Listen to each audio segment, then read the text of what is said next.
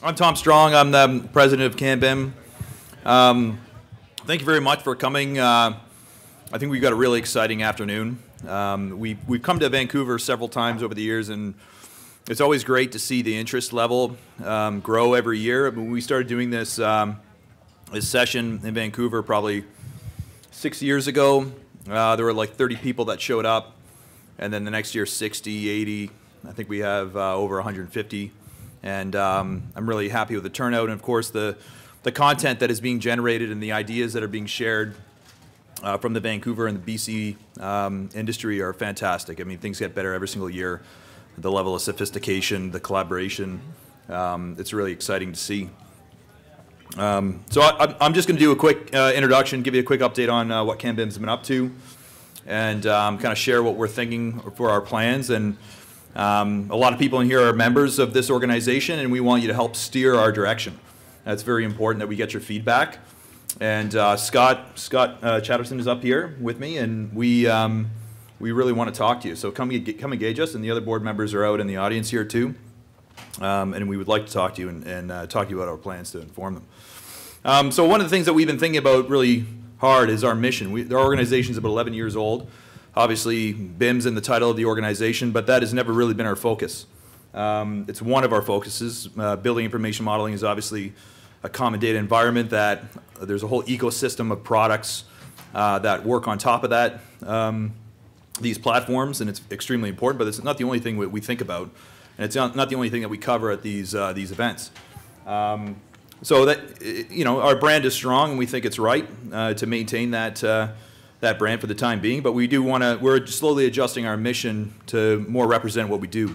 We're serving the business as the business voice of Canada's building technology and innovation community, and BIM is a big component of that, but it's not the only thing. And actually, if I can add to that, what we're finding is we're gaining membership now from a broader reach of the industry, right? Not just your traditional designers and constructors and suppliers, but now people that are focused around data management that are not directly related to the industry, but it's having an impact on the industry and on our members. So we're actually broadening our membership base and our reach of membership as well. Yeah, so membership has grown over the years, and this is kind of a straight line trajectory that we're predicting for this year.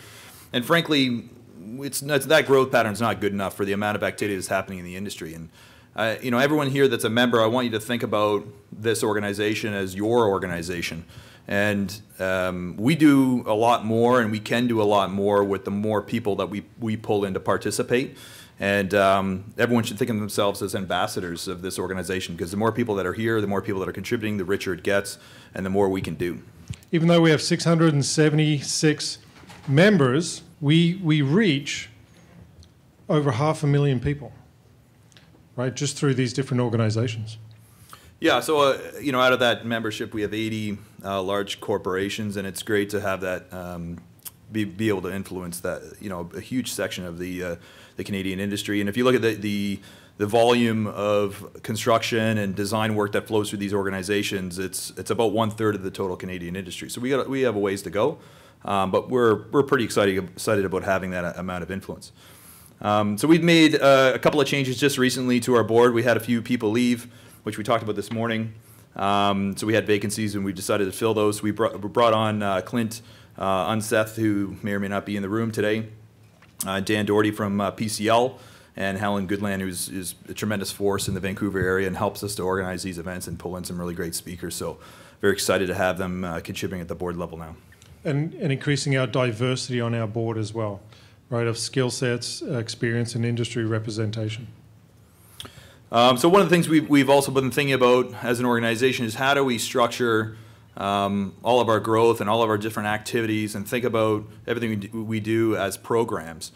So we're working with the board and sort of assigning the board members a stewardship around the different programs that we're managing. So we've broken that up, all of our activities, into events, certification, membership, engagement, and retention. We've rebranded our committees and all those activities to think tanks, but we're going to talk about that. We have a really broad net that we cast around communication. We're active on every channel that we can get a hold of to broadcast what our membership is doing. We're initiating a new group called Data and Research, and that's going to be focused on stats. It's going to be focused on gathering data from the industry. We hope that we can create some initiatives that give our membership the opportunity to share data across organizations and benefit from a wider pool of information. Sponsorships and fundraising, Innovation Spotlight Awards, everyone's hopefully familiar with the awards program, and our strategic partnerships and ambassadorship is a new initiative that we're trying to connect with more associations and connect with more of the international community. So around subject matter that we're thinking about, and we want your feedback on this, but you know, we try to design these events around certain subject matters that we think that are important for us to think about as an industry. And I think all industries in the world is really being impacted by digital technologies and data, and our industry is no different. As we start to use cloud tools, as we start to create digital twins of our civilization, that information is having a broad effect on not only how we use our infrastructure, but how we think about our infrastructure and how we build and how we design.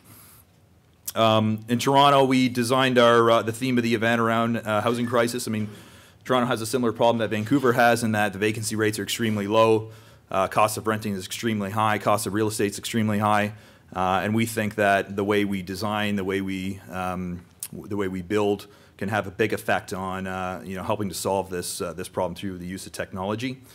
Climate change, sustainability is obviously a huge subject matter for our entire world. It's a fire the size of Manhattan in Australia right now, and we have to think about what we do in a different way. I think we have to think about resilient infrastructure, and that's a subject matter that we've been continuing to focus on, and we're going to continue that focus. And then infectious diseases. I mean, we're all following the news right now, and whether or not you paid attention to it or not, but China's building hospitals in 10 days now to react to the coronavirus. So when we think about our industry here, could we build a hospital in 10 days? Are we set up to do that? Are we sharing the intellectual property across our industry for the benefit of our civilization so that we can meet these demands when we need them and stand up these emergency resources? So it's an area that we have to, I think, pay attention to as we start to, as we continue to evolve our industry. Discipline, integration, and consolidation. Something that we're all affected by, I think, as the types of contracts that we're engaged with are evolving. As developers start to consolidate construction and design capability under their umbrella, there's definitely an evolution taking place there. Data delivery and risk management. We're all paying a lot of attention to how the P3 market has changed, the way we procure work. And there's a lot of major civil projects that are underway right now under that P3 model, which is really being tested. And of course, infrastructure spending and value are these different models in the way that we behave and the way we act. Are we creating enough value as an industry? Deferred maintenance liability. This is kind of a dramatic photo of a refinery blowing up because they were saving money on their budget related to maintenance, but a lot of our public infrastructure is under a lot of pressure. There's pressure on budgets, and the cost of maintenance is a significant thing that has to be budgeted for, and we have a trade-off. We're making the people that manage our infrastructure, our public assets, have to make decisions around trade-offs, which result in potentially failure and bigger costs around our public infrastructure. So we do, our organization and our initiatives, I think we have a role to play in improving and bringing more value to the community around how we maintain and how we build. Productization, we had a presentation this morning that covered this subject, but we are seeing offsite mod and DFMA and these other subjects start to change the way that we think about what we do. As an industry, we tend to deliver, we think about what we do as a service. We're going to provide a service to design something or provide a service to build something, and that's how we approach our client with a value proposition. And I think over time that we're going to be going to our clients saying, here's the types of buildings that we have to offer you. Pick your color. All right, so that's going to be a big shift in the way that we think about our industry, and that's going to tie into and we have to start thinking about more of a global supply chain as we design things to be built off-site. Naturally, these things will be built wherever it's most efficient. And that leads into automation and the effect of AI and how we actually construct buildings. This is quite a bit of content, I guess. Skills and retraining readiness. So that's the guy on the left there. I'm not sure that he knows how to use a hammer, but there's obviously a push to think about bringing up the next generation of skilled trades. And I think we have a role to play there. So we are going to be focusing more on training and developing training programs that are specific for trades, because we think it's very important that technology is used in their processes as well. And frankly, we have some leaders that come to these events from the trade community, but we don't have enough presence. And there's all sorts of technology that's being developed for that realm to actually affect the way that the work is performed on the job site. And then, of course, safety and technology is a really big area. All these different ways of tracking information related to the job site. There's a number of different technologies and realms of technologies related to the job site that will affect how we think about safety and actually get some real results. And we want this organization to be on the cutting edge of that. So, as a result of that, we've been thinking really hard about our committees, which tend to be very discipline focused in the way they were set up. So we're rethinking that to design them around being more think tanks and thinking about specific streams of areas of our industry that are affected by change.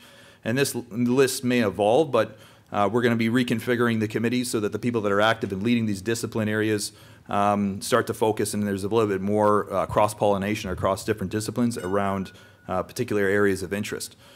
So some of these groups are going to be already pre-populated by our committees, but we have new initiatives that we're standing up, and we're looking for individuals that want to participate with people across the country to address some of these issues. And if you do want to participate in any of these think tanks or task groups, feel free to reach out to us. Feel free to reach out to us via the website or directly, and we'll put you in touch with the right people. And if there's anything there that you see that maybe is not on our list that you see as important, approach us and we'll consider it.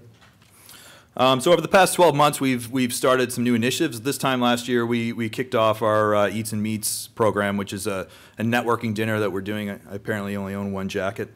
I actually make that joke every time I show this slide, but it's not on purpose. CanBIM site tours, we've been doing this for a number of years. It's very successful. It always sells out. We're very happy with that sort of extra experience that we're able to build into these events. And we've been able to tour some really amazing projects across the country. Mm-hmm. They're very popular. We are obviously trying to focus on getting more of the executive leadership from around the country to participate in our events and speak and share ideas.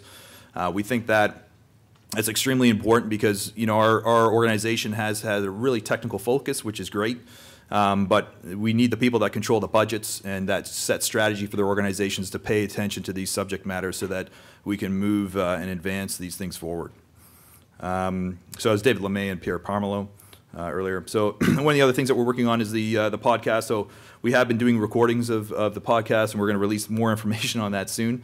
But that is something that will be done in the next 12 months. We're setting up an executive advisory panel. So we're looking for the leaders that run the organizations that are memberships to actively participate and communicate with our board to help us set our strategy and direction. And we're also setting up an international advisory panel of Canadians working abroad in a leadership position, ideally that can also communicate with our board directly to inform our strategy, and hopefully bring some international reconnaissance to the table so that we can bring that information back to our organization here in Canada. So we're actually with the international organizations. We have existing already connections with similar associations throughout the world. From what I've seen, Canada is probably one of the large and leading it. So we're reaching out to these smaller organizations, we're supporting them, and in return we're actually gaining more information about what is happening globally, which we can then actually share with our members, because a lot of our members are actually doing projects internationally. So one of our other big initiatives is obviously our awards, and submissions are open now. So if you have a project that you've done something very innovative on, ideally showing collaboration, if you've invented something to solve a problem, we would love to highlight it, and we'd love your participation in this program. It's a great thing. Every year we redesign the trophies. We get the membership to take turns on this, and we've had some really fantastic awards to hand out over the years, and we throw a really fun gala in Toronto. And in regards to the awards, don't think that it's just focused on large projects. right? If you're a small organization, but you're doing something maybe innovative, maybe you're doing some in-house development that helps you with your process, or you're doing just a workflow on a project, have a look at the application, consider applying for it, right? We want to represent our whole membership, not just the large corporations doing the star projects. So have a look at that and consider putting in an application. And the winner of the awards always gets the cover of our annual publication as well. So this year was Plan Group out of Toronto, which was great to hand out that award to one of these trades that is really leading the way. And last year, the 2019 one was a university, right? It was a college project or a university project. So. Yeah. And the publication for us is one of our other initiatives. We are going to be expanding this initiative and producing reports that are subject matter focused on probably a 6-month interval. So we're looking to gather content that in the future, and we'll reach out to the membership when that starts getting pulled together. I think everyone in the room is aware that we have a really successful certification program. If you want more information on that, reach out to us for sure. We are launching a new website. I know our website's kind of like been a bit of a hodgepodge over the past couple of years as we grow our initiatives, trying to make this thing host everything that's happening for the organization. But we have been, for the past 12 months, we have been working on a new website, and it is going to feature the content we have in a lot better way. And a lot of the current events and newsletters and whatnot are going to be on that homepage. So when you return to this homepage, you're going to see fresh contents all the time. So we hope that that's an excellent way of distributing information to our membership. And then we have someone mentioned to me earlier that our ability to reach out and connect with our membership can improve, and I think it can absolutely. But I want to remind everybody that we have a monthly newsletter that comes out that we try to distribute the important information that needs to reach you, and we have a number of different social media channels that we publish to, and particularly around YouTube. I think there's like 10,000 videos there. So, you might notice that there's cameras at the back of the room. It costs us a lot of money to put those cameras there. All that content is collected, and it's available for free. It's up on our website. It's up on the YouTube page. So go check it out. You can search that content if you're looking for information on something in particular. And it's actually a really useful database. So please check it out. Key dates for the next year. Awards submission obviously is open right now. I just mentioned that we'll be open on the 15th, I guess. Certification submission deadlines, April 15th is the next deadline for that. And then our upcoming events, Ottawa in April, London in March, Calgary in June, and Toronto in October. That'll be the AGM and the awards. So I just want to thank the supporting organizations. As I mentioned, we're trying to reach out more and connect with the broader community. And we think this will be a good way to get some fresh faces in here and broaden our reach and be able to make a bigger impact on the Canadian industry. And this is only scratching the surface as the number of organizations that we can connect with. So we're going to be expanding that initiative. And of course, thank you very much to our sponsors that help us to keep the lights on and make these events possible. So thank you very much. And that's all I got.